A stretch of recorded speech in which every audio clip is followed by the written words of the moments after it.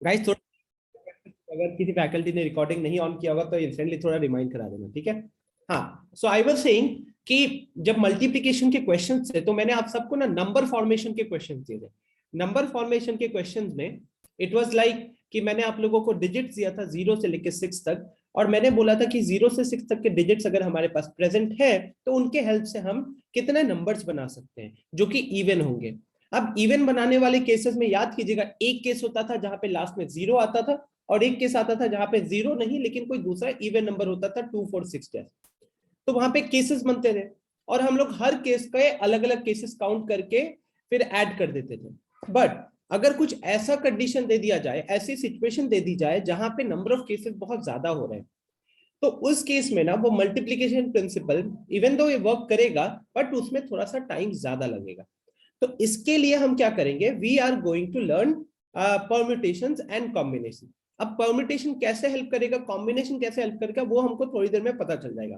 But first of all be very clear in your mind कि multiplication and addition से आप सारे question को सॉल्व कर सकते हो, लेकिन उन केसेस जहां पे टाइम वगैरह ज्यादा लगेगा वहां पे परम्यूटेशन या कॉम्बिनेशन आपको थोड़ा जल्दी कैलकुलेट करने में हेल्प कर देगा, ठीक है। I hope this is clear to everyone. So पढ़ते हैं कि परम्यूटेशन क्या है। Permutation is an arrangement in a definite order of a number of objects taken, some or all at a time. तो सबसे छोटा सा डेफिनेशन, एकदम सिंपल सा, ज्यादा कॉम्प्लिकेट नहीं करना है। परम्यूटेशन होता है अरेंजमेंट एक डेफिनेट ऑर्डर में। ऑब्वियस ही बात है, अगर आपको, जैसे आपके पास 4 अलग अलग बुक है और आपके पास कुछ शेल्फ रखे हुए, तो अब आप शेल्फ में जो बुक को अरेंज करोगे तो वहां पे ऑर्डर मैटर करेगा कि आप कौन सी बुक को कौन सी शेल्फ में रख रहे हो, वो मैटर करेगा कि नहीं करेगा? बिल्कुल मैटर करेगा। मैटर इन द सेंस वो अलग अलग हो जाएंगे। जैसे मान लो कि किसी ने पहले मैथ्स की बुक रखी है, उसके नीचे फिजिक्स की रखी है, उसके नीचे केमिस्ट्री की रखी है, तो वो एक अलग ऑर्डर हो जाएगा। और हो सकता है किसी ने सबसे ऊपर वाले शेल्फ में केमिस्ट्री रखी है, फिर फिजिक्स रखी है, उसके बाद मैथ्स रखी है, तो वो एक अलग ऑर्डर हो जाएगा। तो इस तरीके के अरेंजमेंट जहां पे ऑर्डर इंपॉर्टेंट होता है, उन तरीके के अरेंजमेंट्स में हम कहीं ना कहीं परम्यूटेशन यूज करेंगे, ठीक है। तो परम्यूटेशन क्या है? परम्यूटेशन अरेंजमेंट है। परम्यूटेशन में जो ऑर्डर होता है वो इंपॉर्टेंट होता है। तो जब भी आपको एक ऐसा सवाल पढ़ते हो और आपको पता चलता है कि वहां पे ऑर्डर इंपॉर्टेंट है, तो उस केस में आपको यूज करना होगा परम्यूटेशन। एग्जाम्पल के तौर पे, अगर आपको मान लो 10 लोगों में से 2 लोगों को सिलेक्ट करना है, जिसमें आज से आप एक को कैप्टन बना रहे हो और एक को वाइस कैप्टन बना रहे हो, तो अब मान लो आपने person A and person B, इन 2 लोगों को सिलेक्ट किया।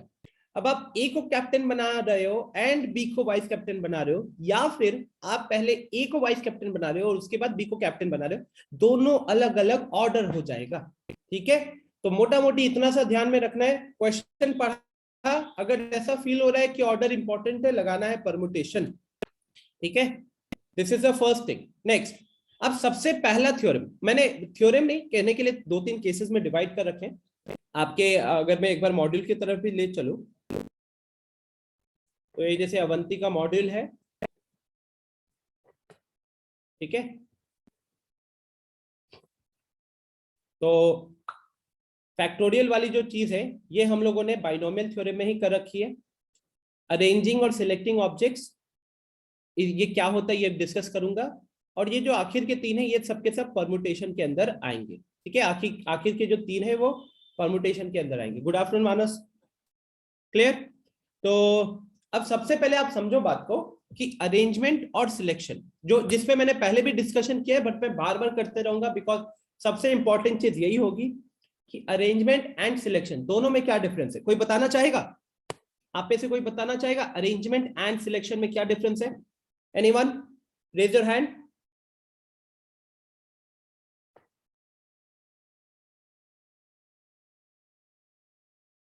कोई भी ट्राई करना चाहेगा? हर्ष ने हैंड रेज किया है। हाँ जी हर्ष, बताइए। So selection and arrangement में difference? हाँ, सिलेक्शन मीन्स जैसे कोई क्रिकेट टीम है तो सिलेक्शन होता है प्लेयर्स का, और अरेंजमेंट होता है वो प्लेइंग 11 में पहले बैटिंग करने कौन जाएगा, फिर थर्ड पोजीशन पे कौन जाएगा, उसे अरेंजमेंट कहते हैं। परफेक्ट, वेरी गुड, बढ़िया एग्जांपल था। राहुल? आपने भी हैंड रेस किया, कोई दूसरे एग्जांपल से समझाना चाहोगे? राहुल अनम्यूट करके बता सकते हो।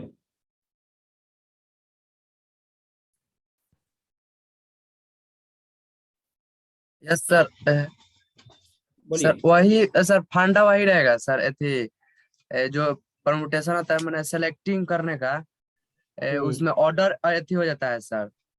सेलेक्टिंग में ऑर्डर इम्पोर्टेंस नहीं होता है, और अरेंजमेंट में सर ऑर्डर इम्पोर्टेंट हो जाता है। कोई भी सर, जैसे आपने सर एग्जांपल दिया वाइस प्रेसिडेंट और प्रेसिडेंट का, वाइस कैप्टन है कैप्टन का, तो ऐसे ही हो जाएगा सर। दो को निकालेंगे तो सेलेक्ट करने में सर दोनों को निकाल लेंगे, ए और बी को।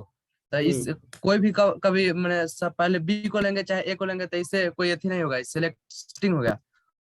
अरेंजिंग हो गया, जो ठीक है। मैंने पहले ए को लेंगे तो कैप्टन किसे बनाना है, तो ए को जैसे बोलेंगे तो ए लेंगे, तो उससे पता चलेगा कि ए को कैप्टन बनाने वाले हैं, बी को वाइस कैप्टन। ठीक है, ऐसे सही है, करेक्ट राहुल। विवेक ने भी हैंड रेस किया है। हाँ विवेक बताओ। ये सर नंबर अरेंजिंग, मतलब कि अगर कोई आर ऑब्जेक्ट है उसका मतलब कितना और वे नंबर ऑफ अरेंजिंग कर सकते हैं out of an available distinct order में। नहीं नहीं नहीं, वो तो आप परमुटेशन का डेफिनेशन कह रहे हो। मैंने सवाल क्या पूछा, मैंने पूछा अरेंजमेंट और सिलेक्शन में क्या डिफरेंस होता है। तो डिफरेंस तो आई थिंक मैंने भी बता दिया है, हर्ष ने भी बता दिया, राहुल ने भी बता दिया। Yes sir. अगर आपको डिफरेंस समझ में आ गया है तो आप खुद से कोई एक एग्जांपल लेके बता सकते हो जहां पे आपको कहाँ पे अरेंजमेंट लगेगा, कहाँ पे सिलेक्शन लगेगा। सर अभी तो कोई एग्जांपल मतलब क्लिक नहीं कर रहा है, जो मतलब वो वाइस कैप्टन और कैप्टन वाला समझाया वो समझ आ गया, ठीक है, बाकी अभी क्लिक नहीं कर रहा है। हाँ ठीक है, ओके।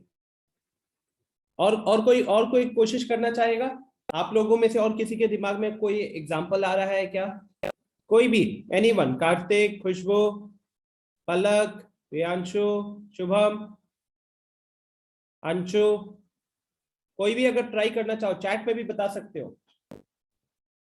देखो इतना तो आई थिंक सबको क्लियर रहना चाहिए कि परमुटेशन अरेंजमेंट के लिए, कॉम्बिनेशन सिलेक्शन के लिए, ठीक है। अरेंजमेंट में ऑर्डर इंपॉर्टेंट होता है, सिलेक्शन में ऑर्डर इंपॉर्टेंट नहीं होता है, ठीक है। चलो फिर आगे बढ़ाते हैं क्लास। तो देखिए, अब जैसे कि मैंने बताया कि आप अभी हमने देखा कि मॉड्यूल में 3 अलग अलग केसेस दिए, वही उसको मैंने थ्योरम वाइज लिखा हुआ है, ठीक है। तो ये substitutions of n different objects taken are at a time, इसको समझो पहले, हिंदी में अपने दिमाग में इसको समझ जाओ। नंबर ऑफ परमुटेशंस, तो जहां भी परमुटेशन वर्ड दिखेगा उसकी जगह पे आप अपने दिमाग में क्या रख सकते हो? अरेंजमेंट रख सकते हो, ठीक है। तो number of arrangement of n different objects taken are at a time, इसका ये मतलब हुआ, इसका मतलब होगा n चीजों में से, n चीजों में से r चीजों का अरेंजमेंट, n चीजों में से r चीजों का अरेंजमेंट। अब बहुत दिन बाद ऑनलाइन क्लास ले रहा हूं तो हैंडराइटिंग माशाल्लाह हो रही है।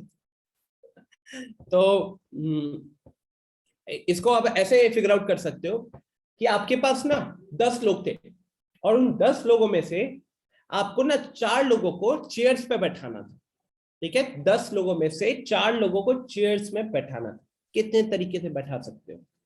तो एक बार मल्टीप्लिकेशन का अगर हेल्प ले, 10 चेयर्स, 10 लोग थे उनमें से 4 लोगों को चेयर्स में बैठाना है। 10 लोग थे उनको 4 चेयर्स में बैठाना है, तो 10 के 10 तो नहीं बैठ पाएंगे, एक चेयर में हम एक ही को अलाउ करेंगे, एक चेयर में हम एक ही को अलाउ करेंगे। तो पहले चेयर में कितने लोग आ सकते हैं? जल्दी से बताओ चैट में, पहले चेयर में फिर कितने ऑप्शंस आ सकते हैं? पॉइंट समझ रहे हो? मैं सवाल दे रहा हूं कि अगर हमारे पास 10 लोग हैं और हमारे पास सिर्फ 4 चेयर्स हैं, तो मैं उन 10 में से ही 4 लोगों को चेयर पे बैठाऊंगा। तो मैं कितने अलग अलग केसेस बन सकते हैं, सिचुएशंस बन सकते हैं, मैं उसको सोचना चाहता हूं। तो पहले चेयर पे कितने ऑप्शंस हो सकते हैं? वेरी गुड, मेरे को 12 लोगों का मैसेज आ चुका है, सो 10, राइट। पहले चेयर पे 10 ऑप्शंस हो सकते हैं। दूसरे चेयर पे मान लो कि मैंने वहां पे मानस को बैठा दिया, ठीक है, पहले चेयर पे मानस को बैठा दिया, तो अब अगले चेयर के लिए कितने ऑप्शन हो सकते हैं? अगले चेयर के लिए 9 ऑप्शन होंगे, राइट?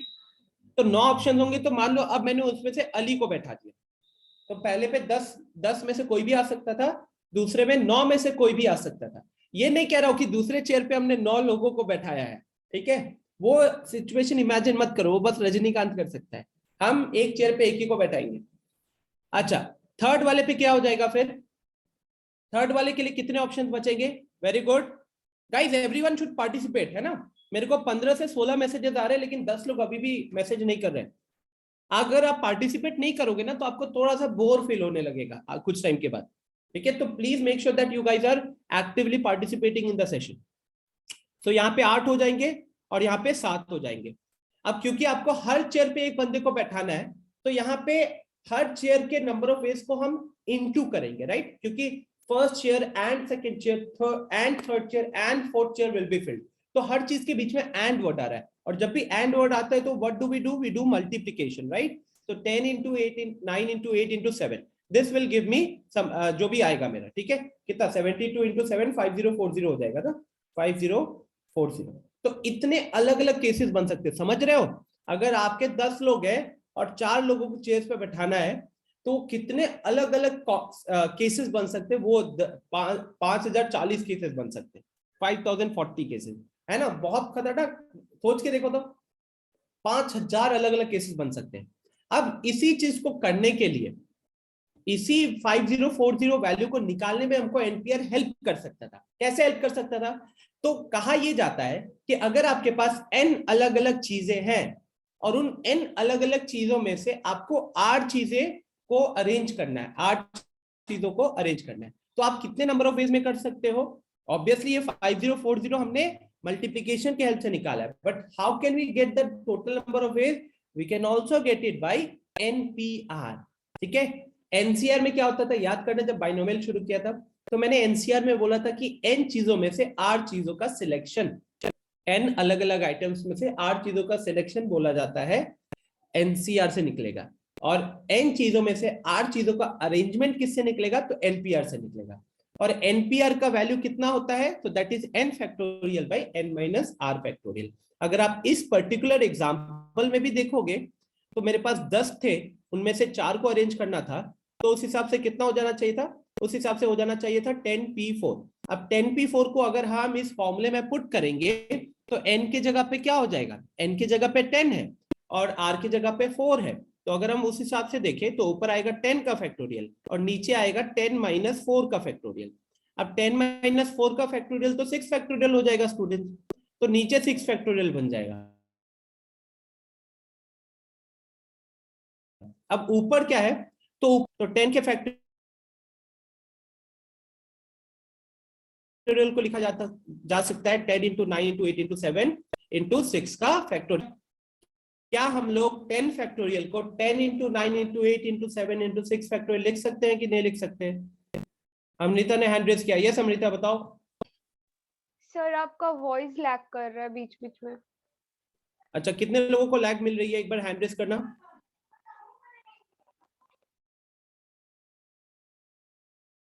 बहुत लोगों को लैग मिल रहा है। आई मीन यहाँ पे कुछ इश्यू हो सकता है।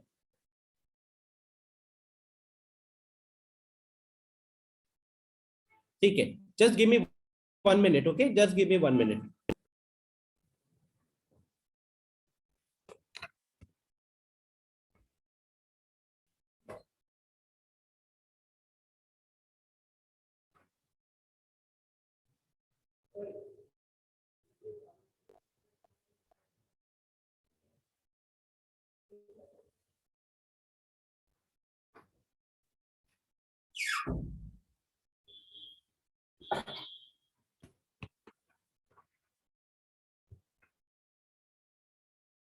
Okay, hopefully we should not face any more lags.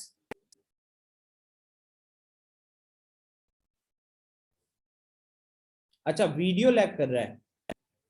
चलो ठीक है, मैं वीडियो बंद कर लेता हूँ फिर, है ना? वीडियो बंद कर लूंगा तो फिर नेट की नीड कम हो जाएगी। चलिए, तो अब देखिए स्टूडेंट्स, यहाँ पे क्या 6 फैक्टोरियल ऊपर नीचे से कैंसिल हो जाएगा? फिर हो जाएगा ऊपर नीचे से 6 फैक्टोरियल कैंसिल, तो हमारे पास क्या बचेगा? हमारे पास बचेगा 10 into 9 into 8 इंटू 7। ठीक है, यस विवेक? नो सर, ये पहले का था जो मतलब लैग का पूछे थे। अच्छा अच्छा ठीक है। हाँ, तो स्टूडेंट्स क्या आप देख सकते हो कि हमको वो सेम आंसर यहां से भी मिल गया था with the help of NPR. Yes, same answer हमको यहां से भी मिल गया था एनपीआर के हेल्प से, राइट? तो ये चीज का ध्यान रखिएगा। पहले मैं आपको तीनों थ्योरम्स बता दूंगा और उसके ऊपर एक एक छोटा छोटा सवाल करते रहेंगे। क्लियर? तो एन चीजों में से 8 चीजों का अगर अरेंजमेंट करना है तो आप कितने तरीके से कर सकते हो? एनपीआर तरीके से कर सकते हो। चलो एक बार फटाफट अपने मॉड्यूल पे चलते हैं।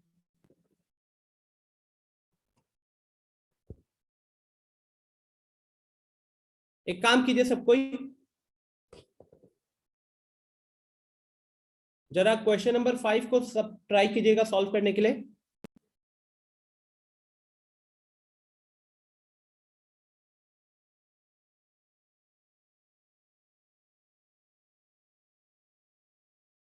फाइव हो गया, 6 हो गया, हरिया इन दो क्वेश्चंस को सबको ट्राई कीजिए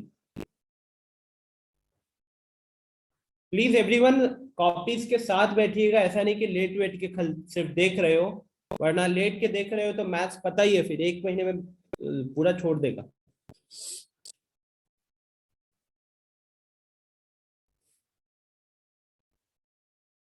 ऊपर वाले क्वेश्चन में भी आपको फॉर्मूला लगाना है, नीचे वाले क्वेश्चन में भी आपको फॉर्मूला लगाना है।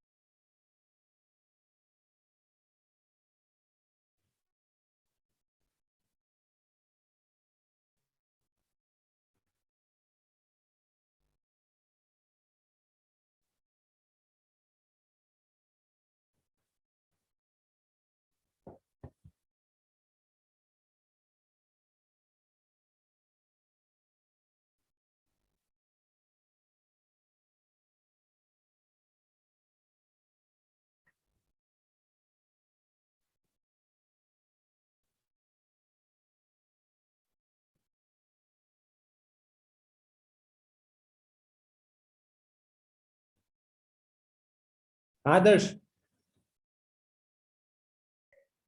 सर हो गया। दोनों हो गया? Yes sir. अच्छा ठीक है, 1 मिनट बस रुक जाइए फिर।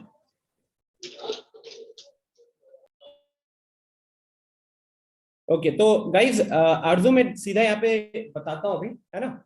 देखिए, तो जो लोग सॉल्व कर चुके हैं फिफ्थ वाले में ना, हम सिर्फ फॉर्मूला लगाएंगे। तो हमने लेफ्ट हैंड साइड में NP6 है, राइट हैंड साइड में 6 टाइम्स ऑफ NP4 है, तो हमने दोनों जगह पे NPR का फॉर्मूला लगाया। फॉर्मूला लगाने से ना ये n फैक्टोरियल कट गया दोनों जगह पे। ठीक है, अच्छा अभी अगर हम क्रॉस मल्टीप्लाई करें ना तो यहाँ पे n-4 का फैक्टोरियल आएगा और यहाँ पे 6 टाइम्स ऑफ n-6 का फैक्टोरियल आएगा। तो अब यहाँ पे हम क्या करेंगे, हम यहाँ पे कैंसिलेशंस पे और फोकस करेंगे, बिकॉज याद रखिएगा इवन बाइनोमियल में भी हमने जितने भी क्वेश्चन सॉल्व किए थे फैक्टोरियल कभी भी नहीं बचता है। फैक्टोरियल एक पॉइंट पे कहीं ना कहीं जाके कैंसिल होता है, कभी डायरेक्टली कैंसिल होता है तो कहीं भी हमको उसको तोड़ना पड़ जाता है। अब जैसे इसमें अगर आपसे पूछा जाए कि n-4 बड़ा है कि n-6 बड़ा है, क्या बोलोगे? n-4 बड़ा है या फिर n-6 बड़ा है? वेरी गुड श्रेया, मानस, फलक, खुशबू।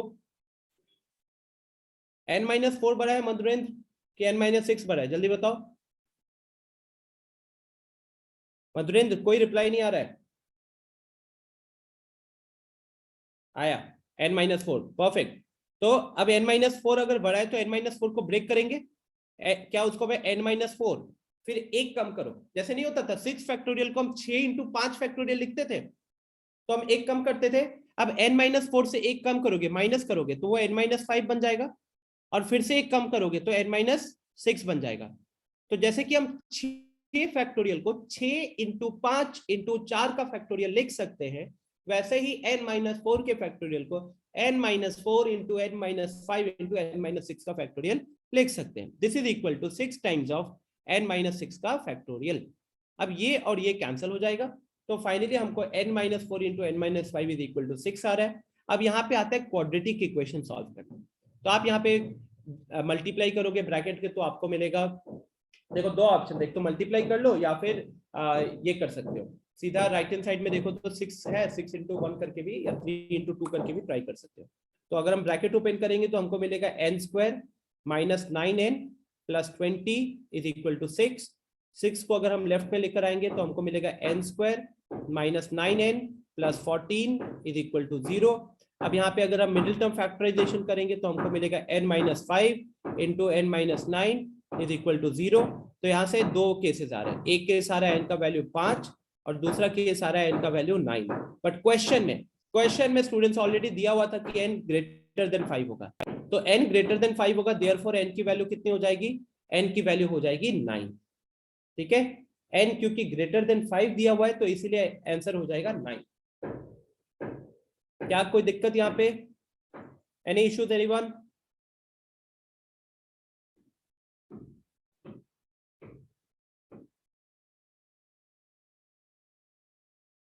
आप लोगों का n का वैल्यू 7 आ रहा था ऊपर वाले में,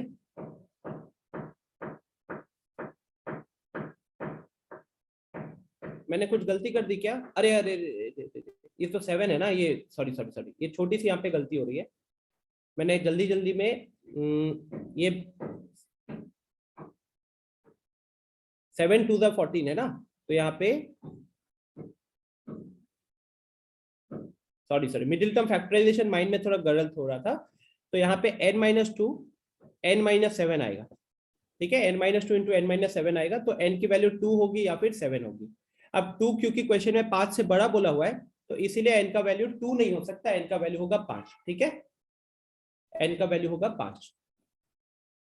चलो ये हो गया क्वेश्चन नंबर 5। अब जल्दी से बढ़ते हैं क्वेश्चन नंबर 6 की तरफ। क्वेश्चन नंबर 6 कह रहा है कि if 4 times the number of permutations of n things, 4 times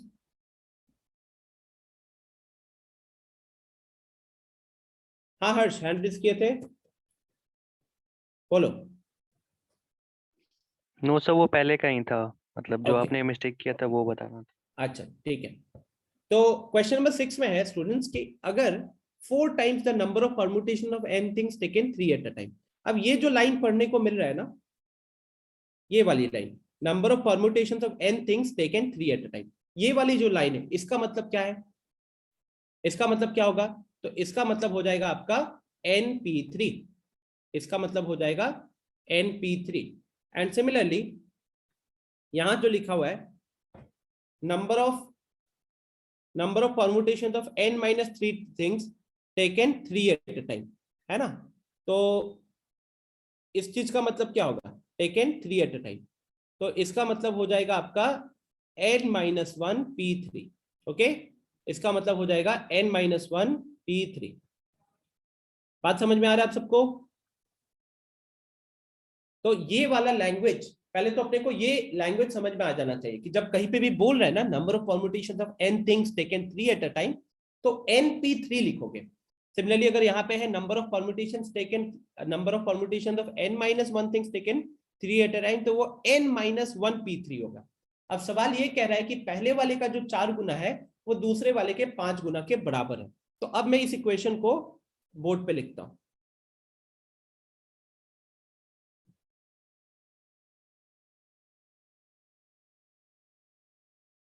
question number 6, तो अकॉर्डिंग टू क्वेश्चन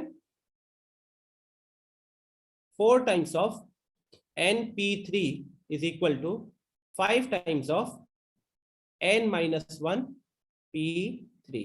ठीक है, ये हो गया। अब इसको हम क्या करेंगे, सॉल्व कैसे करेंगे स्टूडेंट्स, फिर से फॉर्मूला यूज करना पड़ेगा। np3 का फॉर्मूला हो जाएगा n factorial divided by n-3 factorial, और यहाँ पे 5 इंटू n-1 p3 हो जाएगा आपका n-1 factorial divided by n-1 -3, तो ये आपका n-4 का फैक्टोरियल हो जाएगा। अब सेम लॉजिक स्टूडेंट्स, ऊपर अगर हम दोनों जगह के न्यूमरेटर को ऑब्जर्व करें तो एक जगह पे n फैक्टोरियल है, एक जगह पे n माइनस 1 फैक्टोरियल, तो ये अगर इसको कैंसिल करोगे तो यहाँ पे n बचेगा, ठीक है। सिमिलरली नीचे n माइनस 3 फैक्टोरियल है, n माइनस 4 फैक्टोरियल, बड़ा कौन सा है, n माइनस 3 बड़ा है, n माइनस 3 बड़ा है। तो अगर आप इसको इससे कैंसिल करोगे तो आपके पास बचेगा n माइनस 3। तो फाइनली अगर मैं देखूं तो 4n क्रॉस मल्टीप्लाई कर दोगे तो 5 times of n minus 3 is equal to, bracket open करेंगे तो 4n is equal to 5n minus 15 हो जाएगा, और यहां से हम n की वैल्यू कितनी निकाल लेंगे, n की वैल्यू निकाल लेंगे 15, ठीक है, n की वैल्यू निकाल लेंगे 15। कोई दिक्कत यहाँ पे किसी को भी स्टेप्स में कहीं कुछ नहीं समझ में आया, बताइएगा जरा। अली, फरदीन, आरजू, कार्तिक, टॉकीर,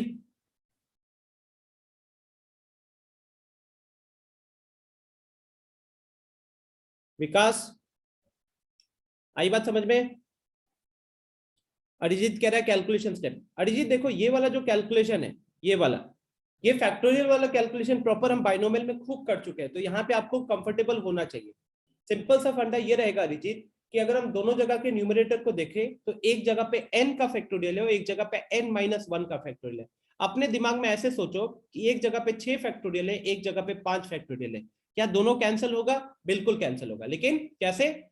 जो 5 फैक्टोरियल है वो 6 फैक्टोरियल को डिवाइड करेगा और वो बचेगा 6। क्यों? क्योंकि जैसे 6 फैक्टोरियल जो होता है उस 6 फैक्टोरियल को आप क्या लिख सकते हो, 6 इंटू 5 का फैक्टोरियल लिख सकते हो। तो इसीलिए जब ये 5 के फैक्टोरियल से डिवाइड होगा तो उस केस में क्या होने वाला है, 5 फैक्टोरियल ऊपर नीचे से कट जाएगा, ठीक। तो न्यूमरेटर में अगर देखोगे तो n factorial n minus 1 factorial से एक बड़ा था, तो इसीलिए कैंसिल होकर n फैक्टोरियल बचेगा। डिनोमिनेटर को देखोगे तो n माइनस 3 का फैक्टोरियल एक जगह है और n माइनस 4 का फैक्टोरियल दूसरी जगह है। सेम फंडा, दूसरा वाला जो है पहले वाले से एक छोटा है तो वो भी कैंसिल करके आपके पास क्या बचेगा, n माइनस 3 बचेगा। तो ऊपर बचेगा n, नीचे बचेगा n minus 3, right hand side से सारा फैक्टोरियल कैंसिल हो गया। अब नीचे वाला n माइनस 3 को आप क्रॉस मल्टीप्लाई करोगे 5 के साथ तो 4n is equal to 5n minus 3 आएगा और यहां से n की वैल्यू 15 हो जाएगी। Done, okay, perfect. चलो तो नेक्स्ट सवाल है, ऑलरेडी आई थिंक क्लास में किया हुआ सवाल है बट स्टिल एक बार ट्राई करके फटाफट मुझे चैट में p के टर्म्स में आंसर बताओ, p के टर्म्स में, npr के टर्म्स में आंसर बताओ। How many different signals can be made by 3 flags from 4 flags of different colours. आपके सामने 4 फ्लैग्स रखे हुए हैं अलग अलग कलर के, इससे कितने अलग अलग सिंबल बना सकते हैं, 3-3 फ्लैग के। बहुत अच्छी बात है Vivek, very good. Amrita, correct answer. सबको एनपीआर के टर्म्स में मेरे को आंसर बताओ। अमृता ने आंसर बता दिया। अंशु आपने गलत लिखा है, अंशु पी के ऊपर वाला नंबर छोटा लिखा है आपने। आदर्श करेक्ट है, पलक करेक्ट है, मधुरेंद्र करेक्ट, हर्ष करेक्ट, राहुल सही है, साक्षी करेक्ट है, फरदीन करेक्ट है, विवांशु गुड, आरजू करेक्ट, ओके सही है। ओके तो देखिए यहां कह रहा है कि आपके पास 4 अलग अलग फ्लैग है और उन 4 अलग अलग फ्लैग में से आप क्या करने चाहते हो, आप तीन फ्लैग का सिंबल बनाना चाहते हो, 3-3 फ्लैग का सिंबल बनाना चाहते हो। तो उस हिसाब से आंसर क्या होना चाहिए, आप ऐसे सोचो ना। अब यहाँ पे सिंबल्स कैसे बनेगा, समझिए बात को। यहाँ पे अगर आपने इसको, ये मान लो ये रेड है, ये आपका व्हाइट है, ये ब्लैक और ये ब्लू, तो अब क्या होगा ना कि अगर आपने पहले 3 ही कलर चूज किए, तो आप red white black, red white black ये रख रहे हो या रेड ब्लैक व्हाइट रख रहे हो, ये दोनों के दोनों डिफरेंट है। ये दोनों के दोनों क्या है, ये दोनों के दोनों डिफरेंट है। बात समझ में आ रही है? रेड व्हाइट ब्लैक और नीचे है रेड ब्लैक व्हाइट, दोनों के दोनों जो सिग्नल बनेंगे ना, तो दोनों सिग्नल अलग अलग होंगे, ठीक है, दोनों सिग्नल अलग अलग होंगे। तो इसीलिए आपका यहाँ पे अरेंजमेंट लग जाएगा, क्योंकि यहाँ पे ऑर्डर इंपॉर्टेंट हो रहा है। जो चीज आपको खुद से पूछनी है कि क्या मैं यहाँ पे परम्यूटेशन लगा सकता हूँ, तो उसके लिए आपको सोचना पड़ेगा कि क्या यहाँ पे ऑर्डर इंपॉर्टेंट होगा। तो आप इसको ऐसे देख सकते हो कि अगर आपने 3 कलर उठाए, रेड व्हाइट ब्लैक, अगर आपने उसमें से किन्हीं भी 2 का भी पोजीशन खाली चेंज कर दिया तो क्या उससे कोई नया सिंबल जनरेट होगा? अगर नया सिंबल जनरेट होगा मतलब वहां पे अरेंजमेंट लगेगा, परमुटेशन लगेगा। अगर नया सिंबल नहीं जनरेट होता तो वहां पे हम परमुटेशन नहीं लगा पाते, वहां पे लगता सिंपल सिलेक्शन। ठीक है, तो ये अगले स्लाइड में इसका सॉल्यूशन डाला हुआ है। Here n is equal to 4 and r is equal to 3 as we need to make a combination। यहाँ पे combination word वैसे गलत यूज किया गया है,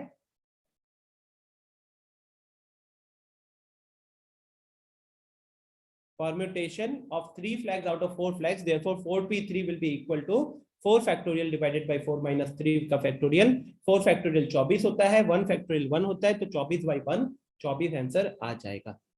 बोलो एनपीआर का मतलब समझ में आ गया? अभी सवाल इस पे करेंगे हम लोग, अच्छे खासे सवाल करेंगे, but for the time being NPR अपने दिमाग में क्लियर है। कब यूज करोगे एनपीआर? जब n फैक्टोरियल n चीजों में से 8 चीजों को अरेंज करना है। n अलग अलग n डिस्टिंक्ट चीज है, उसमें से 8 चीजों को अरेंज करना है।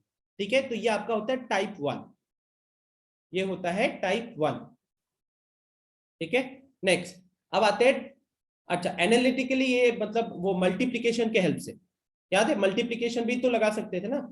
आप 3 फ्लैग से सिंबल बनाना चाहते हो, तो पहले वाले सिंबल के, पहले वाले फ्लैग के लिए कितने ऑप्शन है आपके पास?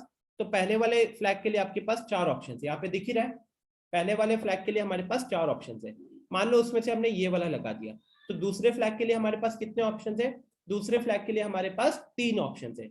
अब इन 3 ऑप्शन में से मान लो हमने इसको रख दिया, तो अब हमारे पास तीसरे फ्लैग के लिए कितने ऑप्शन है? हमारे पास 2 ऑप्शन है। अब क्योंकि हमको सिग्नल बनाने के टाइम पे हम तीनों फ्लैग्स को रखना चाहते हैं ना, तीनों फ्लैग्स को रखना चाहते हैं, तो एंड आएगा, first flag and second flag and third flag. हम बोलेंगे first flag can be selected in 4 ways and second flag can be selected in 3 ways and third flag can be selected in 2 ways। Therefore the total number of ways of selecting all the 3 flags will be 4 into 3 into 2 will be 4 into 3 into 2। मृगम कह रहा है कि permutation वाले case में repetition वाला case नहीं लेंगे ना सर? मृगम एनपीआर वाले में ना डेफिनेशन अगर आप देखोगे,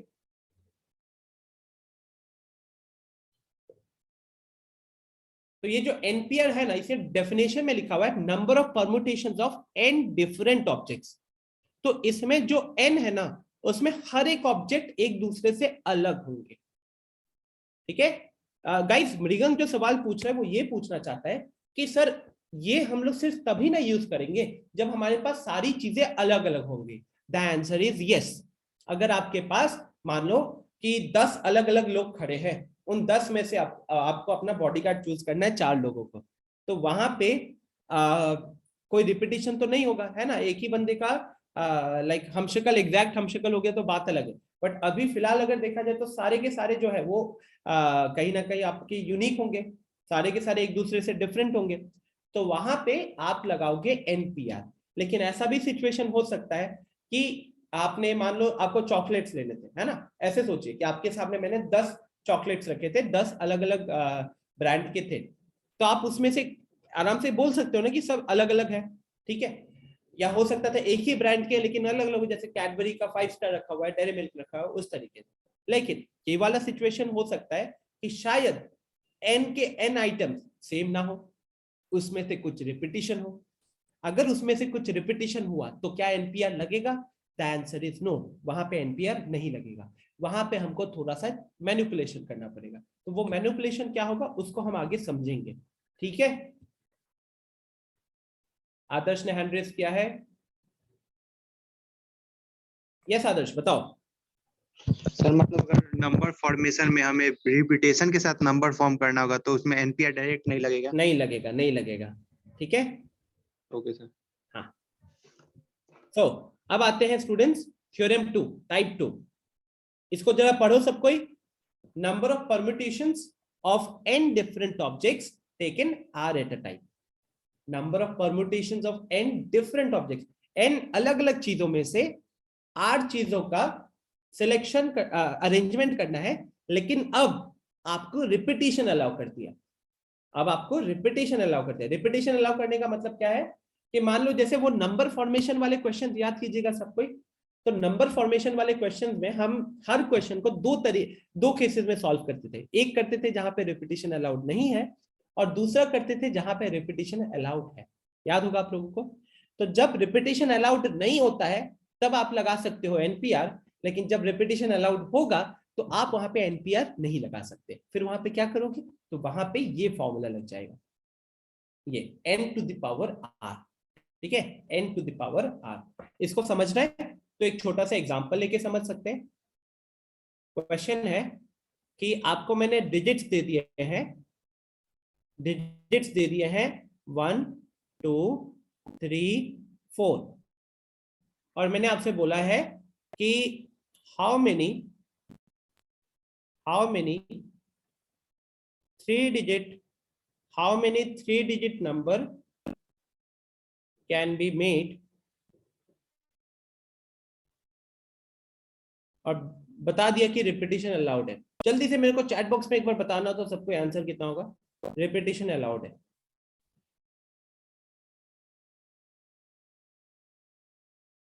हर्ष कह रहा है कितना फॉर्मूला याद करेंगे। हर्ष, ये वो चैप्टर है जिसमें सबसे कम फॉर्मूला थे। n to the power r याद रखना भी नहीं पड़ता है ना, तो लॉजिकली आप बता सकते हो।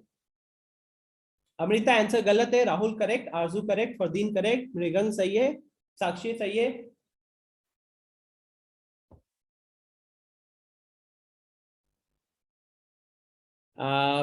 शुभम गलत है, अंशु गलत है, मधुरेंद्र करेक्ट, हर्ष सही है, विवेक करेक्ट। देखिए 4 फैक्टोरियल नहीं होगा इस बार, 4 फैक्टोरियल नहीं होगा इस बार। अगर हम वो लगाने की कोशिश करें अपना मल्टीप्लिकेशन वाला प्रिंसिपल, तो ये बताओ जरा जल्दी से कि फर्स्ट प्लेस पे कितने केसेस, कितने डिजिट्स आ सकते हैं। फर्स्ट प्लेस पे मेरे को चैट में बताओ कितने डिजिट्स आ सकते हैं। पलक, रियांशु, विकास पार्टिसिपेट कीजिए, अली पार्टिसिपेट कीजिए, खुशबू पार्टिसिपेट कीजिए। तो first place can be filled in 4 ways, right. इस प्लेस को हम 4 वेज में फिल कर सकते हैं। क्यों 4 वेज में फिल कर सकते हैं? क्योंकि 1 2 3 4 में से कोई भी फर्स्ट प्लेस पे आएगा और हमको दिक्कत नहीं होगी। अब सेकेंड प्लेस पे कितने, अब बताओ सेकेंड पोजीशन पे कितने तरीके से फिल कर सकते हो। सेकेंड पोजीशन को भी 4 वेज में फिल कर सकते हो। क्यों? क्योंकि इस बार मैंने रिपीटिशन अलाउ कर दिया, और अगर इस बार मैंने रिपीटिशन अलाउ कर दिया तो 1 2 3 4 में से जो भी नंबर, जो भी डिजिट पहले प्लेस पे आया था वो दोबारा सेकेंड प्लेस पे भी आ सकता है। तो अगर दोबारा सेकेंड प्लेस पे भी आ सकता है तो इसको कितने तरीके से फिल कर सकते हो? इसको 4 प्लेस से फिल कर सकते हो, 4 वेज से। एंड ठीक उसी तरीके से थर्ड प्लेस को भी कितने तरीके से फिल कर सकते हो? तो 4 वेज में फिल कर सकते हो। तो टोटल आपके नंबर ऑफ केसेस कितने हो जाएंगे आपको, क्योंकि फर्स्ट केस को भी फिल करना है एंड सेकेंड केस को भी फिल करना है एंड थर्ड केस को भी फिल करना है। तो आपका आंसर हो जाएगा 4 इंटू 4 इंटू 4। तो 4 इंटू 4 इंटू 4 कितना हो जाएगा? ये हो गया आपका 64। ठीक है, मधुरेंद्र ने हैंड रेज किया है। हाँ मधुरेंद्र। सर ये जो इसमें आप ये जो 4 नंबर दिए हुए हैं 1 2 3 4, अगर इसमें अगर एक 0 भी हो तो इसमें पहले में तो हम लोग सर 3 ही वे से ये फिल कर सकेंगे। पहले 0 रखेंगे तो फिर तो वो 2 डिजिट नंबर हो जाएगा ना। एग्जैक्टली हाँ, तो तो वो तो मधुरेंद्र ऐसे समझो ना कि वो तो एक तरीके से अलग कंडीशन आ गया ना, वो एक अलग कंडीशन आ गया नंबर फॉर्मेशन के टाइम पे। तो वो कंडीशन आ गया तो उस कंडीशन को ध्यान में रखना पड़ेगा। तो उस केस में फर्स्ट प्लेस 3 तरीके से फिल होगा, लेकिन second place and third place जो होगा वो 4 वे से ही फिल होगा। ओके, आई बात समझ में? तो स्टूडेंट्स इस चीज का ध्यान रखना। मैं वापस से इस चीज को रिपीट कर रहा हूं। सबसे पहले आप इसको रिपीटिशन अलाउड वाला फंडा क्या है? तो रिपीटिशन अलाउड वाला फंडा ये है कि मान लो मैंने आपको डिजिट्स दिए हैं 1 2 3 4, 4 अलग अलग डिजिट्स दिए हैं। ठीक है, अब 4 अलग अलग डिजिट्स में से आपको पूछा गया कि कितने 3 डिजिट नंबर्स बन सकते हैं, कितने 3 डिजिट के नंबर्स अलग अलग बन सकते हैं। तो आपका सवाल होगा कि सर वो जो नंबर बनाने में हम जो डिजिट यूज करेंगे उसका रिपीटिशन अलाउ है कि नहीं है? तो मैं बोल रहा हूं इस बार रिपीटिशन अलाउ कीजिए, इस बार रिपीटिशन अलाउ कीजिए। तो फिर हम देखेंगे कि क्या हमारा फर्स्ट प्लेस वाला लोचा है, क्योंकि 0 जब आ जाता है ना तो हमको थोड़ा सा देखना होता है। 0 का एक हिडन कंडीशन है कि कभी भी नंबर का स्टार्टिंग 0 से नहीं हो सकता। ठीक, तो फिर हम देखेंगे कि फर्स्ट प्लेस में कितने तरीके से फिल कर सकते हो। तो यहाँ पे 1 2 3 4 चारों में से कुछ भी आ सकता है। मान लो कि आपने यहाँ पे 1 को रखा, आपने यहाँ पे 1 को रखा, तो क्या सेकंड प्लेस पे 1 नहीं आ सकता? बिल्कुल आ सकता है, क्योंकि इस बार रिपीटिशन अलाउड है। तो अब इसको फिल करने के भी कितने रास्ते हैं? तो इसको फिल करने के भी 4 ही रास्ते हैं। फिर इसको फिल करने के कितने रास्ते हैं? इसको भी फिल करने के 4 ही रास्ते हैं। तो हर केस में यहाँ पे आप उसको 4 अलग अलग तरीके से फिल कर सकते हो, राइट? आप इसको 4 अलग अलग तरीके से फिल कर सकते हो। और अगर आप यहाँ पे इसको 4 अलग अलग तरीके से फिल कर सकते हो, तो इस केस में जो हमारा आंसर बनेगा वो बन जाएगा आपका 4 to the power 3। तो जो चीज अपने को समझना है वो सिर्फ और सिर्फ ये समझना है कि अगर रिपीटिशन अलाउड है और अगर आप अरेंजमेंट कर रहे हो तो आपका आंसर हो जाएगा n to the power r। बस ध्यान ये रखना कि किसी भी प्लेस पे कोई भी अगर आ सकता है तभी n to the power r answer होगा। किसी भी प्लेस पे कोई भी आ सकता है तो n to the power r answer होगा। अब जैसे कि अभी मधुरेंद्र ने एक बहुत अच्छा सवाल पूछा था, उसको मैं यहाँ पे लिख रहा हूं कि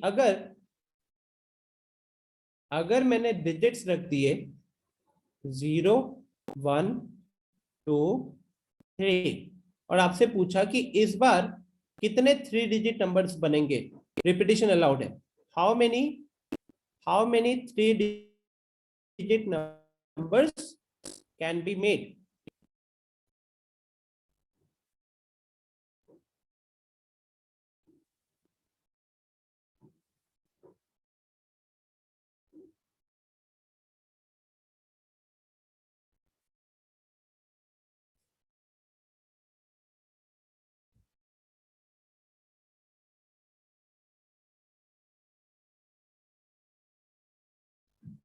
So I think I'm getting the correct answer from everyone.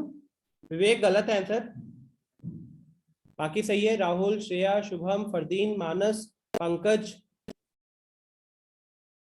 Amrita, Adarsh, Harsh, Aarzoo, Aman, Sakshi, correct है। आप लोगों के आंसर करेक्ट है।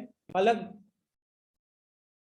टॉकिर गलत है। टॉकिर थोड़ा समझो यहाँ पे क्या क्या बन रहा है। अब आप खुद देखिए फर्स्ट प्लेस को कितने तरीके से फिल कर सकते हो।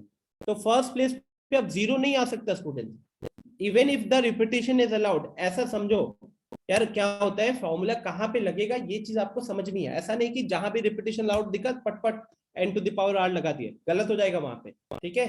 यहाँ पे फर्स्ट प्लेस में या तो 1 आएगा या 2 आएगा या 3 आएगा। फर्स्ट प्लेस में 1 2 या 3 में से कोई आएगा। तो इसको फिल करने के कितने रास्ते हुए? 3 वेज हुए। यहाँ पे 0 से शुरुआत नहीं कर सकते। 0 से शुरुआत किया तो वो 3 डिजिट का नंबर नहीं रहेगा, वो बन जाएगा 2 डिजिट का नंबर। लेकिन अब अगर पूछा जाए कि सेकंड प्लेस पे तो 0 आ सकता है, कोई दिक्कत नहीं है। तो अब इसको फिल करने के कितने रास्ते हैं? इसको फिल करने के 4 रास्ते हैं। इसमें से कोई भी डिजिट अगर सेकंड प्लेस में आ गया ना, आप उसको थर्ड प्लेस में यूज कर सकते हो, कोई दिक्कत नहीं है। तो थर्ड प्लेस को फिल करने के कितने रास्ते हैं?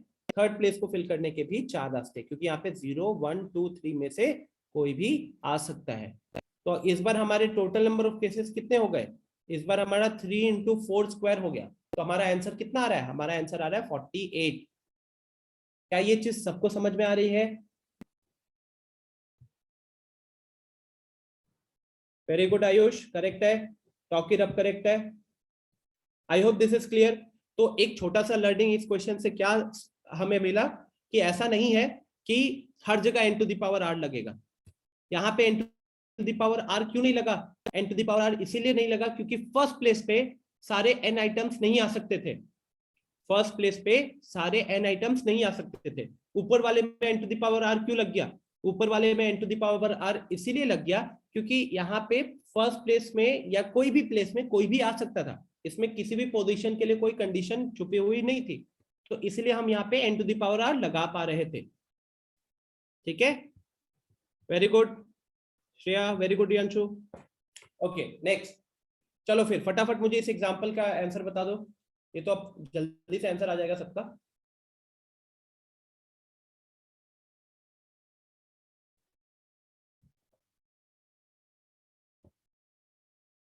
चैट में आंसर।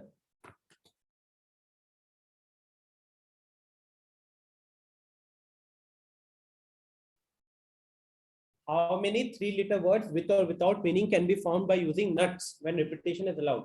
मतलब जो nuts word है ना, उस nuts word में 4 लेटर है। उन 4 लेटर को यूज करके कितने 3 लेटर के वर्ड बना सकते हो। अब जितने भी वर्ड हो, चाहे मीनिंग वाले वर्ड हो चाहे बिना मीनिंग वाले वर्ड हो।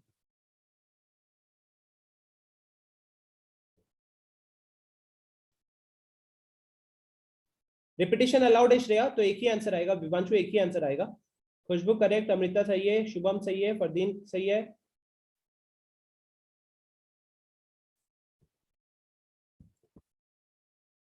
कार्तिक 720 कैसे हो गया? मानस 720 कैसे हो गया? अभी तो आपको ऐसे देख रहे हैं ना मानस कि कितने आपके पास कौन कौन सी लेटर्स यूज करने का ऑप्शन था। तो नट्स में 4 लेटर है, NUTS, है ना। सॉल्यूशन डाला है मैंने वैसे यहाँ पे, ये देखो। हाँ, तो यहाँ देखिए फर्स्ट प्लेस में ये बॉक्स को पढ़ो। Any letter N/U/T/S can be filled here. Nuts के चारों लेटर में से कोई भी लेटर यहाँ पे आ सकता था, तो इसको फिल करने के 4 रास्ते हैं। सेकेंड वाले पोजीशन में पढ़ो इसको आप सब। As repetition is allowed, does again any letter N/U/T/S। क्योंकि रिपीटिशन अलाउड है, तो फिर से सेकेंड पोजीशन में भी चारों में से कोई भी लेटर आ सकता था, तो इसको फिल करने के भी 4 रास्ते हैं। फिर इससे पढ़िए similarly here also in 4 ways. तो हर एक पोजीशन को फिल करने के हमारे पास 4 रास्ते हैं। तो हमारे टोटल नंबर ऑफ वेज कितने बन गए? हमारे टोटल नंबर ऑफ वेज बन गए 64। आया समझ में? जिन जिन लोगों का 72 आंसर आ रहा था, 720 सॉरी। कार्तिक आया समझ में क्या? इट्स ओके मानस, सभी समझ में आ गया? तो आप यहाँ पे सीधा 4 to the power 3 लगा सकते थे। क्यों लगा सकते थे 4 to the power 3? बिकॉज तीनों पोजीशन में चारों लेटर में से कोई भी कहीं भी आ सकता था। तीनों पोजीशन में चारों लेटर में से कोई भी कहीं भी आ सकता था। ये तो अभी कहने के लिए जैसे सॉल्व किया है ना, ये मल्टीप्लिकेशन वाला फंडे से सॉल्व किया है। जो मल्टीप्लिकेशन रूल होता था उसके लॉजिक से सॉल्व किया हुआ है। ठीक है, चलो फिर आगे बढ़ते हैं। अच्छा, ये यहाँ पे वो भी है, मतलब वो तो मल्टीप्लिकेशन वाले लॉजिक से हो गया। और यहाँ पे solution here n is equal to 4 number of letters we can choose from. हमारे पास 4 लेटर्स थे, r का वैल्यू 3 है, क्योंकि number of letters in the required word. Required word में हमको कितने लेटर्स चाहिए थे? हमको चाहिए थे 3 letters. Thus by theorem 2 n to the power r will be equal to 4 which is 64. Therefore 64 words are possible. ठीक है, नेक्स्ट थ्योरम 3। अब ये समझना, this is important. The number of permutations of n objects where p1 objects are of one kind, p2 objects are of second kind, pk objects are of kth kind is। अब ये statement समझने में आपको थोड़ी सी दिक्कत हो रही होगी, है ना। तो एक बार थोड़ा सा टाइप्स को थोड़ा दिमाग में समझो। पहला टाइप था n अलग अलग चीजें थी, n अलग अलग चीजें थी, उसमें से 8 चीजों को अरेंज करना था, NPR लगा। दूसरा टाइप समझो, n अलग अलग चीजें थी, 8 चीजों को अरेंज करना था, लेकिन इस बार रिपीटिशन अलाउड था, तो n to the power r हो गया। तीसरा केस क्या है? तो तीसरे केस में ऐसे समझना है, all n items are not distinct. सारे के सारे जो n आइटम्स है ना, वो इस बार अलग अलग नहीं है। मैं आपको एक एग्जांपल से इसको समझाने की कोशिश करता हूं, उसके बाद हम फॉर्मूला पे आते हैं। ठीक है, उसके बाद हम लोग फॉर्मूला पे आते हैं। तो जरा ये देखो, अगर मैंने आपको दिया ABC और मैंने बोला कि चलो वर्ड्स बनाओ, 3-3 लेटर के वर्ड्स बनाओ, तो 3-3 लेटर के वर्ड्स कितने बनाओगे आप लोग?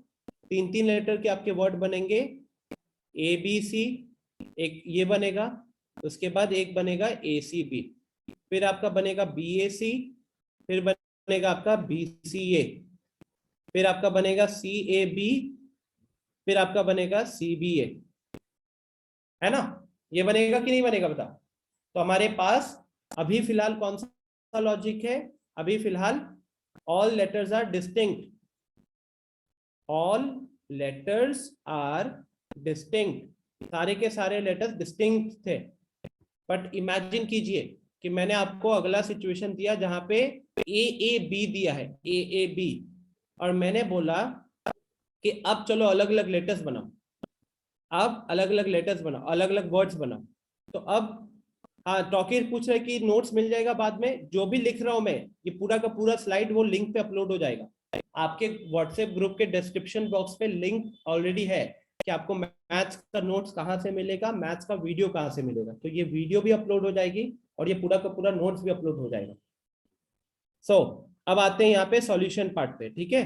तो सॉल्यूशन पार्ट पे देखिए A, B, ये पहला वर्ड हो गया। अब अगर आप यहां ऑब्जर्व करोगे, अब ये दोनों ए का पोजीशन जरा बताओ सबको, अगर मैंने ये वाला ए एंड ये वाला ए, इनका पोजीशन को इंटरचेंज किया तो कोई नया वर्ड बनेगा क्या? टेल मी यस और नो। पहला वाला ए एंड सेकेंड वाला ए, इसको अगर मैंने पोजीशन इंटरचेंज कर दिया तो क्या मेरे को कोई नया वर्ड मिलेगा?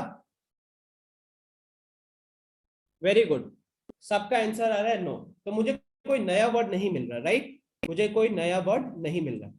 तो नेक्स्ट सिचुएशन क्या होगा? नेक्स्ट सिचुएशन होगा जहां पे बी को मैंने बीच में लेकर आया, बी को बीच में लेकर आया, तो ये बन जाएगा ABA। अब फिर से सेम सवाल, ये जो दोनों ए है अगर मैं इनको अपने बीच में इंटरचेंज कराऊंगा कोई फायदा होगा? कोई फायदा नहीं होगा। तीसरा केस बनेगा BAA, ठीक है, तीसरा केस बनेगा BAA। अब BAA में क्या है कि ये इसमें जो आखिर के दो ए दिख रहे हैं, इसको फिर से अगर आप इंटरचेंज करते हो अपने बीच में तो कोई फायदा नहीं होगा। इनको अगर अपने बीच में इंटरचेंज करते हो तो कोई फायदा नहीं होगा। तो यहां पे हमको क्या देखने को मिला? Out of three letters, out of three letters,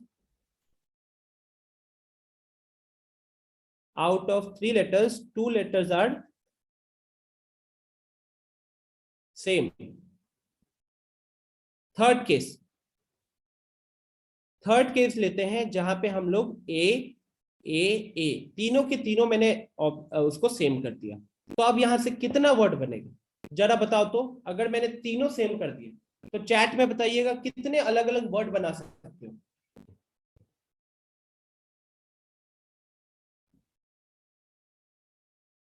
very good, very good. मेरे को जितने लोगों ने रिप्लाई किया है सब ने सेम आंसर दिया है, करेक्ट। सिर्फ एक ही वर्ड बनेगा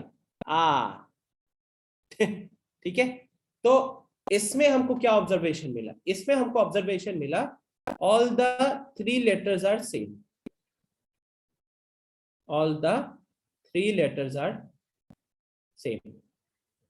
तो अब अगर मैं ये देखूं तो मेरे पास टोटल 6 लेटर्स आए थे। तो ये 6 मैं कैसे निकाल सकता था? ये 6 मैं निकाल सकता था 3p3 करके। 3 ऑब्जेक्ट था मेरे पास स्टूडेंट्स, 3 ऑब्जेक्ट में से तीनों को अरेंज करना था। तीन ऑब्जेक्ट अलग अलग थे और उन 3 अलग अलग ऑब्जेक्ट से ही मेरे को 3 लेटर के वर्ड बनाने थे।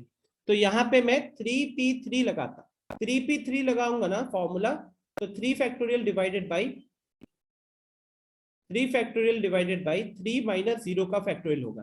तो ऊपर तो बनेगा 3 फैक्टोरियल और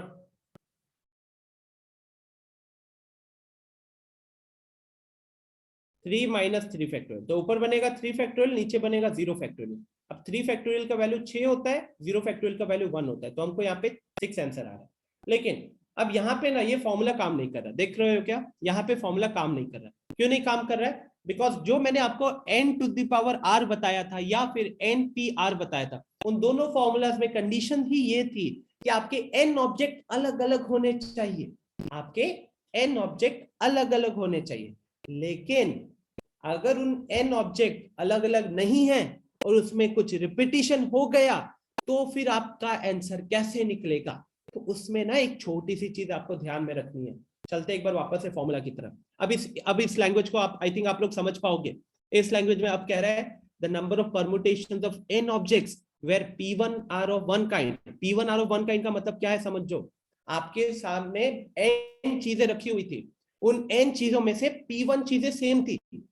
इसको ऐसे समझ सकते हो कि मैंने आपके परफॉर्मेंस से मैं बड़ा खुश हो गया और आपके सामने मैंने 10 चॉकलेट रखे थे। लेकिन उन 10 चॉकलेट में से 2 चॉकलेट सेम थे, दोनों चॉकलेट डेयरी मिल्क थे। उसके बाद मान लो 3 चॉकलेट 5 स्टार थे और 4 चॉकलेट किटकैट थे। तो 2 चॉकलेट हो गए डेयरी मिल्क, 3 चॉकलेट्स थे सेम 5 स्टार वाले और 4 चॉकलेट थे सेम किटकैट वाले। तो उस केस में अगर आपसे मैं कहूं कि चलो 10 के 10 ऑब्जेक्ट्स को अरेंज करना है, 10 के 10 ऑब्जेक्ट्स को अरेंज करना है, ठीक है। अरेंज मतलब मैं उनका उठाकर ऑर्डर चेंज करना चाहता हूं। आपके सामने 10 चॉकलेट ही रहेंगे लेकिन मैं अलग अलग ऑर्डर्स के बारे में सोचना चाहता हूं। तो उस केस में हमारा जो आंसर बनेगा वो बनेगा 10 फैक्टोरियल। पहले ऊपर लिखेंगे फिर उसको डिवाइड करेंगे। किससे डिवाइड करेंगे? तो जैसे डेयरी मिल्क वाला चॉकलेट 2 था, तो डेयरी मिल्क वाला चॉकलेट 2 था तो इसीलिए we will divide it by 2 factorial. Then 5 star वाला जो चॉकलेट था, 5 स्टार वाला चॉकलेट 3 पीसेस थे, तीनों सेम था। तो जो चीज जितनी बार वहां दिखेगी ना, हम उसको उतने से डिवाइड करेंगे, उतने के फैक्टोरियल से डिवाइड करेंगे। फिर मैंने आपको बताया था कि 4, ये एग्जांपल यहां पे लिख देता हूं, 10 चॉकलेट्स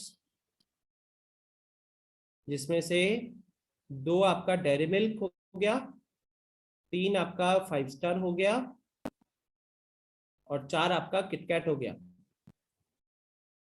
ओके, तो इस केस में आपको अगर ये पूछा गया कि उन सारे ऑब्जेक्ट्स को अरेंज कितने तरीके से कर सकते हो, तो आप पहले लिखोगे, पहले ये मानेंगे कि सारे के सारे ऑब्जेक्ट्स अलग अलग हैं, तो उसका बनेगा 10 फैक्टोरियल। उसके बाद डेयरी मिल्क जैसे 2 बार रिपीट हो रहा था तो उसको डिवाइड करोगे 2 फैक्टोरियल से। 5 स्टार रिपीट हो रहा था 3 बार तो इसलिए डिवाइड हुआ 3 फैक्टोरियल से। एंड किटकैट आया, किटकैट रिपीट हो रहा था 4 बार तो उसको डिवाइड करोगे 4 फैक्टोरियल से। तो ये हो जाएगा total number of arrangement of all the items. ठीक है, कुछ लोगों ने हैंड रेस किया था। हाँ विवेक बताओ। सर 3 चॉकलेट है तो यहाँ पे 2 डेयरी मिल्क, 3 5 स्टार और 4 किटकैट, तो टोटल तो 9 हो रहा है। टोटल 9 हो रहा है। एक और मान लो ना, कौन सा रखना चाहते हो बोलो? है सेल्फ रख लो, सेल्फ। ठीक है, हो गया। हर्ष पूछ रहा है कि रिपीटिशन अलाउड हो सकता है इस फॉर्मूला में। हर्ष, पिछले वाले टाइप में और इसमें सबसे पहले अंतर समझो। पिछले वाले में आपके पास n ऑब्जेक्ट्स अलग अलग थे और उसको जब हम कहीं पे फिल कर रहे थे ना तो हमने रिपीटेशन अलाउ किया हुआ था। यहाँ पे क्या है, यहाँ पे n ऑब्जेक्ट्स ही अलग अलग नहीं है, यहाँ पे उन n ऑब्जेक्ट्स में से ऑलरेडी आपको रिपीटेशंस दिख रही हैं, ठीक है ना, आइडेंटिकल चीजें दिख रही हैं। क्लियर? क्या फॉर्मूला समझ में आया है? अभी तो और क्वेश्चन करेंगे बट पहले मुझे जरा बताइए कितने लोगों को फॉर्मूला नहीं समझ में आया? आप एक बार नो पे क्लिक कर दो। कितने लोगों को फॉर्मूला नहीं समझ में आया? आप नो पे क्लिक कर दो।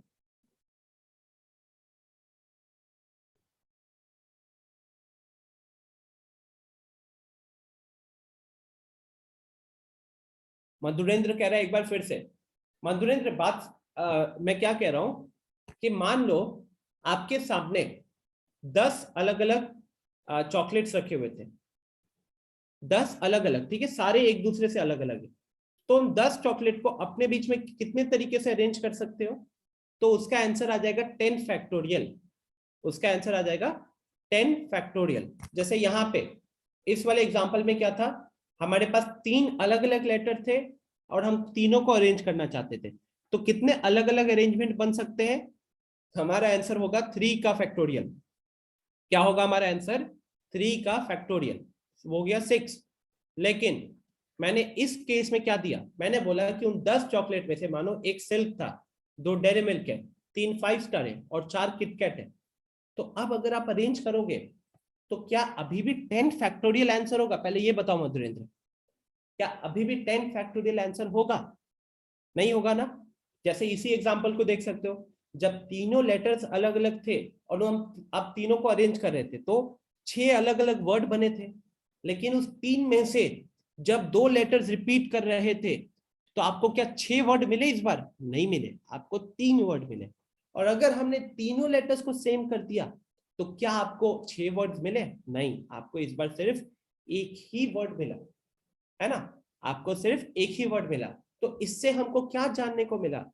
इससे हम ये जान पाए कि अगर चीजें जिनको अरेंज कर रहे हो अगर वो सेम है, उसमें से कुछ चीजें सेम है, तो इस बार आपके जो नंबर ऑफ केसेस होंगे वो कम होते जाएंगे। यस, कम होते जाएंगे। अब कितने से कम होगा? सवाल यह है कि कम तो होगा क्योंकि अब अलग अलग चीजें नहीं है, ऑलरेडी आइडेंटिकल चीजें हैं। तो अब अरेंज करोगे तो नंबर ऑफ केसेस कम हुए, लेकिन किस फैक्टर से कम हुआ? तो फैक्टर क्या होगा ना, तो फैक्टर ऐसा होगा कि आप पहले ये मानते हो कि वो 10 के 10 ऑब्जेक्ट अलग अलग थे। तो 10 के 10 ऑब्जेक्ट अगर अलग अलग थे तो उनको अरेंज कितने तरीके से किया जा सकता था? उनको अरेंज किया जा सकता था 10 के फैक्टोरियल से। उनको अरेंज किया जा सकता था 10 के फैक्टोरियल से। फिर आप उसको किससे डिवाइड करोगे?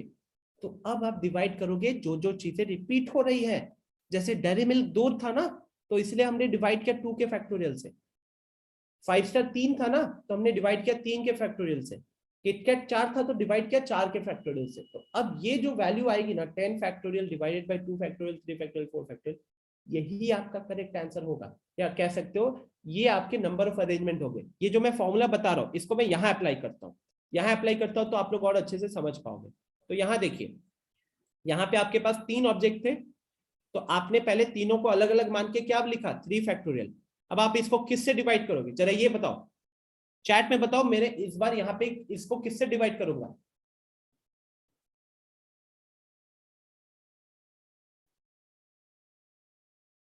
क्या सबको पता चल रहा है कि हम इधर 2 का फैक्टोरियल से डिवाइड करेंगे? क्या सबको पता चल रहा है कि हम यहाँ पे 2 का फैक्टोरियल से डिवाइड करेंगे? क्यों 2 का फैक्टोरियल से डिवाइड करेंगे? क्योंकि यहाँ पे 2 ऑब्जेक्ट्स रिपीट हो रहे थे। चलो अब 3 का फैक्टोरियल का वैल्यू कितना है? 3 का फैक्टोरियल है 6। 2 का फैक्टोरियल का वैल्यू कितना है? 2। तो 6/2 कितना हुआ? 3। जरा देखो तो ऊपर, क्या 3 अलग अलग वर्ड्स मिले थे हम लोगों को? क्या 3 अलग अलग वर्ड्स हमको मिले थे? मिले थे ना? आंसर आ गया हमको इस लॉजिक से। हमको केसेस भी नहीं गिनने पड़े, हमको अलग अलग से नंबर से नहीं लिखना पड़ा। हमने सीधा ऐसे देखा, अच्छा 3 ऑब्जेक्ट था 3 फैक्टोरियल, फिर देखा नहीं नहीं 3 में से 2 रिपीट हो रहा था तो डिवाइड कर दिया 2 फैक्टोरियल, आंसर आ गया। अब चलो यही चीज थर्ड वाले पे अप्लाई करके देखते हैं। थर्ड वाले में पहले मान के चलेंगे तीनों ऑब्जेक्ट्स अलग अलग थे, तो 3 फैक्टोरियल लिखा डिवाइडेड बाई। अब यहाँ पे किससे डिवाइड करोगे? यहाँ पे किससे डिवाइड करोगे आप? 3 के फैक्टोरियल से डिवाइड करोगे। क्यों डिवाइड करोगे 3 के फैक्टोरियल से? क्योंकि इसमें 3 ऑब्जेक्ट रिपीट हो रहे हैं। 3 ऑब्जेक्ट रिपीट हो रहे हैं तो किससे डिवाइड करेंगे? 3 के फैक्टोरियल से डिवाइड करेंगे। तो 3 फैक्टोरियल डिवाइडेड बाय 3 फैक्टोरियल कितना हो जाएगा? उसका वैल्यू आ जाएगा 1। 3 के फैक्टोरियल को 3 के फैक्टोरियल से डिवाइड करोगे तो कितना आ जाएगा आंसर? अब आ जाएगा 1। बोलो बात समझ में आ रहा है क्या? क्या ये चीज सबको समझ में आ गई है? कोई डाउट है किसी को भी? 2 लोगों ने हैंड रेस किया है। यस विवेक बताइए। सर जब n factorial upon product of repeated का फैक्टोरियल लिख रहे हैं तो हम डायरेक्ट ये नहीं लिख सकते हैं सम ऑफ टोटल नंबर का factorial upon product of repeated number का फैक्टोरियल? लिख सकते हो, बट उसमें एक छोटा सा कंडीशन होगा। कंडीशन ये होगा कि आपका जैसे कि अगर आप रिपीटिशन के पॉइंट से देखोगे तो मैंने जो ये वाला एग्जांपल दिया था, यहाँ पे डेयरी मिल्क 5 स्टार और किटकैट रिपीट हो रहा था, तो आप अपने हिसाब से तो 2 + 3 + 4 लिखोगे ऊपर, है ना? यही तो सही है, यहाँ पे एरर हो जाएगा। हाँ, तो इसीलिए हमेशा क्या करना, जितने भी ऑब्जेक्ट है उसका फैक्टोरियल न्यूमरेटर में लिखोगे, ठीक है? Okay sir. हाँ यस हर्ष बताइए।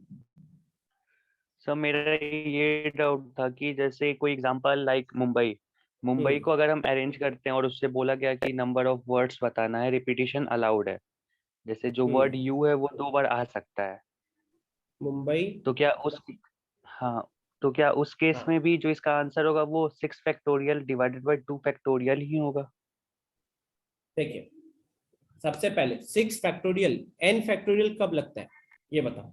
n फैक्टोरियल लगता है जब n objects, n items are to be arranged, n factorial होता है जब n items are to be arranged in n places without repetition. Yes sir. ठीक है, तो जैसे कि 6 लोग थे 6 चेयर से, कितने तरीके से बैठा सकते हो? 6 फैक्टोरियल तरीके से बैठा सकते हो। अब वहां पे एक चेयर पे एक ही आदमी आएगा, ठीक है, रिपीटिशन वगैरह अलाउड नहीं है। अगर मैंने आपको 1 2 3 4 5 5 अलग अलग डिजिट्स दिए और आपसे पूछा कितने अलग अलग 5 डिजिट के नंबर बनेंगे, तो आपका आंसर हो जाएगा 5 फैक्टोरियल। तो सबसे पहले तो यहाँ पे हर्ष, अगर जब हम इसको अरेंज करने की बात करें और मान लो आपने बोला रिपीटिशन अलाउड है, अगर आपने बोला रिपीटिशन नॉट अलाउड है, ठीक है, पहले तो देख नो लेते सर, रिपीटिशन अलाउड नॉट है। अलाउड। अच्छा, रिपीटिशन अलाउड कह रहे हो, तो रिपीटिशन अलाउड अगर है तो उस केस में हम इसको लिखेंगे 6 to the power 6 divided by 2 का फैक्टोरियल। Okay sir. ठीक है, ये तो आपका n to the power r का लॉजिक से आ गया, और उसमें से m जो 2 बार रिपीट हो रहा, तो इसीलिए हम किससे डिवाइड कर देंगे? 2 के फैक्टोरियल से डिवाइड कर देंगे। ठीक है, तो ये हो जाएगा आपका total number of words with repetition.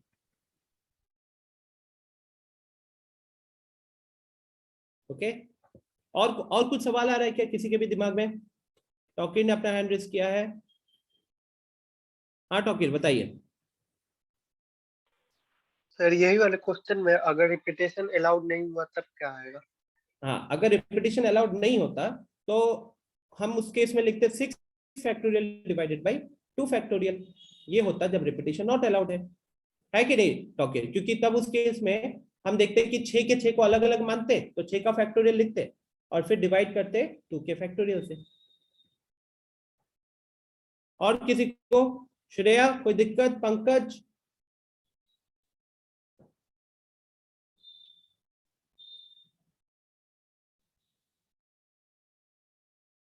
हाँ विवेक बोलो। सर तो जो थ्योरम हम लोग को बताया है, वो थ्योरम पे हम ब्रैकेट में ये भी लिख सकते हैं विदाउट रिपीटेशन। कौन सा थ्योरम बताएं? अरे जो अभी बताया है, ये n फैक्टोरियल अपॉन p का फैक्टोरियल इनटू p2 यहाँ फैक्टोरियल। सुनो सुनो सुनो, यहाँ यहाँ यहाँ बात क्या है? यहाँ पे n ऑब्जेक्ट्स को अरेंज कर रहे हो, यहाँ पे उसमें से p1 p2 ऑब्जेक्ट्स जो अलग अलग काइंड के हैं, तो उसका अरेंजमेंट हो रहा है। यहाँ कहीं भी नहीं लिखा हुआ है विथ रिपीटिशन। और ये सब ब्रैकेट वाली चीज तो खुद के लिए समझो ना। आई मीन थ्योरम्स में अगर हम लोग केसेस कर करके ब्रेक करते रहे, सर आप हम पॉइंट बोल नहीं समझ रहे हो। सर हम ये बोल रहे हैं, जैसे हाँ, बोलो। हर्ष ने बोला कि ये अगर रिपीटेशन अलाउड है तो आपने ये 6 to the power 6 किए, तो वहां पे भी तो अलग एक केस बन गया रिपीटेशन वाला। और यहाँ पे ये जो अभी थ्योरम पढ़े वो तो विदाउट रिपीटेशन पे चल रहा है। हाँ, तो हम मतलब ये नहीं लिख सकते इसमें कि ये इस कंडीशन जो है ये विदाउट रिपीटेशन से चल रहा है, और फिर ऐसे ही एक रिपीटेशन से कंडीशन से लिख सकते थे। देखो इसका आंसर तो मैं यही दूंगा कि जो बगल में मैंने हर्ष को समझाने के टाइम पे जब n फैक्टोरियल लिखा था, तो मैंने क्या लिखा था? n फैक्टोरियल कब यूज करोगे? जब n items are to be arranged in n places without repetition. तो ये तो बहुत क्लियर था कि वहां पे वो विदाउट रिपीटिशन वाला ही केस चल रहा है ना? Okay sir. बाकी आप जो चीज कह रहे हो वो सही है, बट हम उसको ना केस वाइज अगर अपनी कॉपी में लिखते रहेंगे ना, तो हमारे लिए थोड़ा सा ज्यादा मुश्किल हो जाएगा।